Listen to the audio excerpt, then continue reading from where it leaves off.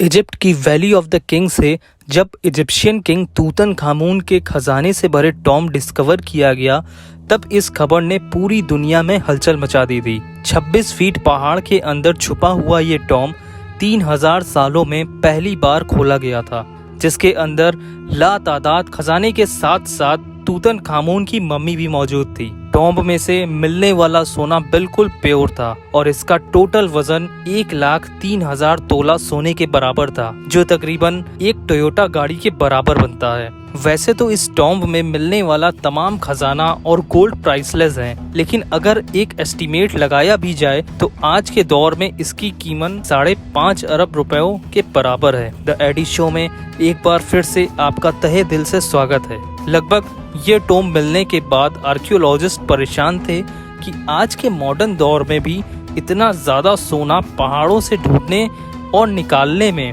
एक mining company को भी कम से कम 10 साल लग जाते हैं। तो आखिर 3000 साल पहले ना ही कोई मशीनरी थी, ना ही कोई टेक्नोलॉजी। तब एंशियंट इजिप्शियन ने इतना सोना निकाला तो निकाला कैसे और कहां से? फ्रेंच कोल एक्सपर्ट थॉमस फॉशर अपनी टीम के साथ इस मुश्किल तरीन चैलेंज का राज जानने के लिए मैदान में उतर आए। सबसे पहले थॉमस ने मिलने वाले सोने को कई सालों तक अच्छी तरह उसे स्टडी किया और उसकी कंपोजिशन मुख्तलिफ जगहों से निकालने वाले गोल्ड से कंपेयर की, और कई सालों के बाद आखिरकार थॉमस और उसकी टीम को ये तो मालूम पड़ चुका था कि तूतनखामून के टॉम्ब से मिलने वाला सोना भी किंग्स वैली के आसपास के पहाड़ से ही निकाला गया है। अब चैलेंज था वो पहाड़ ढूंढने को जहां एंशियंट माइनर्स इतना सोना निकालते थे। लेकिन ये टास्क कोई हल्का फुल्का टास्क नहीं था। किंग्स वैली के इर्द गिर्द हजारों पहाड़ मौजूद हैं और ये जानना कि सोना कौन से पहाड़ से निकाला जाता है, ये वाकई एक मुश्किल तरीन काम है। फ्रेंच कोल एक्सपर्ट थॉमस फॉशर अपनी एक आर्कियोलॉजिस्ट दोस्त के साथ मिलकर किंग्स वैली से 80 किलोमीटर दूर एक सहरा में पहुंच गया, क्योंकि इस डेजर्ट में कई ऐसे पत्थर मौजूद हैं जिसके अंदर सोने के जर्रात छुपे हैं। इसी वजह से उनका मानना था कि अगर तूतनखामून के टॉम्ब से मिलने वाला सोना भी इसी डेजर्ट के से निकाला गया था, तो यहाँ माइनिंग ऑपरेशन के कोई न कोई निशानात जरूर मिलेंगे। यह सहरा 1,36,000 स्क्वायर किलोमीटर तक फैला हुआ है, जहां गर्मी और पानी के शॉर्टेज की वजह से जिंदगी न होने के बराबर है।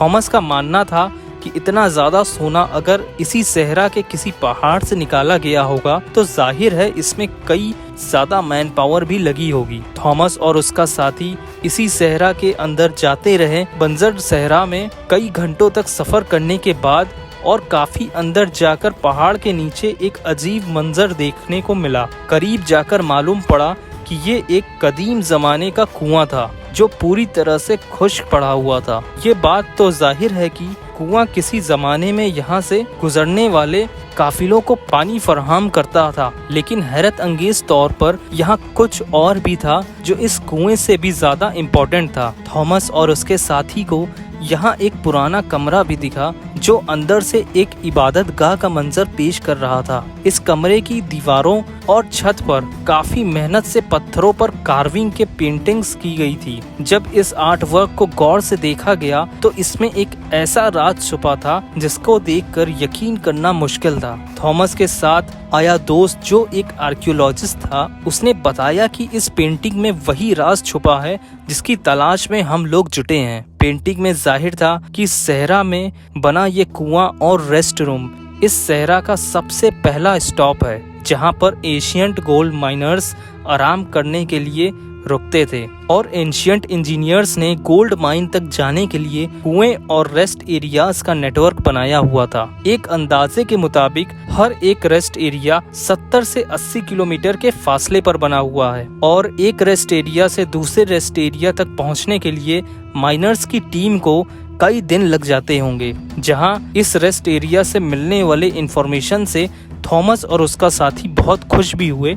वहीं दूसरी तरफ उनको भी मालूम पड़ गया था कि कई स्टॉप्स तक उनको मजीद ट्रेवल करना है, क्योंकि जिस मंजिल तक पहुंचने के लिए थॉमस कई सालों से इंतजार कर रहा था और वो मंजिल बेहद करीब दिख रही थी। इसी वजह से सहरा की गहराई में जाने का फैसला किया। मंजर सहरा में एक के बाद एक दूसरा रेस्ट एरिया आता गया, लेकिन गोल्ड माइन जैसी कोई चीज नजर नहीं आई। आखिरकार पूरे 2 दिनों के बाद थॉमस को एक पहाड़ के किनारे पड़े हुए ढेर सारे पत्थर दिखाई दिए। देखने में तो ये नॉर्मल सीन लग रहा था, लेकिन थॉमस का मानना था कि ये जगह एंशिएंट गोल्ड माइनर्स का कैंप लगती है, और हुआ भी कुछ ऐसा ही। जी हाँ, यहाँ इस जगह पर पत्थर से बने ऐसे टूल्स मिले जिनकी मदद से पत्थरों को तोड़कर उनके अंदर से सोना निकाला जाता था। ये पत्थर जो देखने में नॉर्मल पत्थर लगता है, इसको इस टूल की मदद से तोड़कर क्रश किया जाता है और इस क्रश में से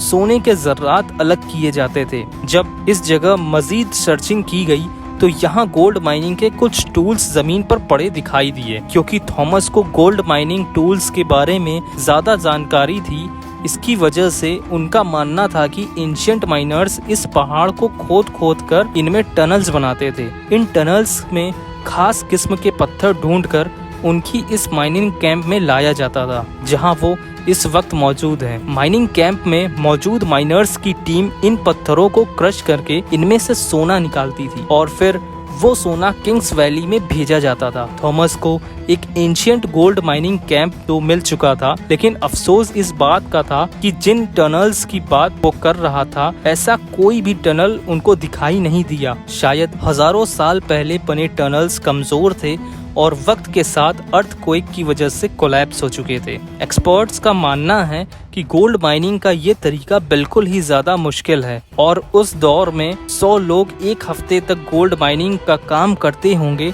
तो उनमें से वे 1 स्पून गोल्ड का इकट्ठा कर पाते होंगे। यानी ये कहना बिल्कुल भी गलत नहीं होगा कि टूटनखामुन के टॉम से मिलने वाला गोल्ड माइन करने में हजारों एंशिएंट माइनर्स एक ही वक्त में काम करते थे, लेकिन ये टास्क कंप्लीट करने में उन्हें कई साल लगे होंगे।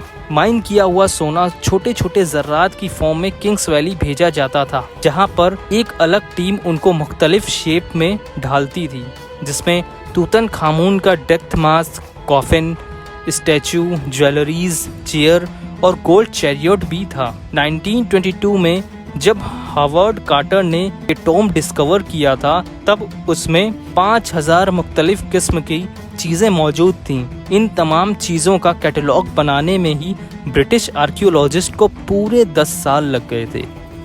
उम्मीद है द एडी शो की ये वीडियो भी आप लोग भरपूर लाइक और शेयर करेंगे। आप लोगों का तहे दिल से शुक्रिया। तो मिलते हैं अगली वीडियो के साथ जल्द ही।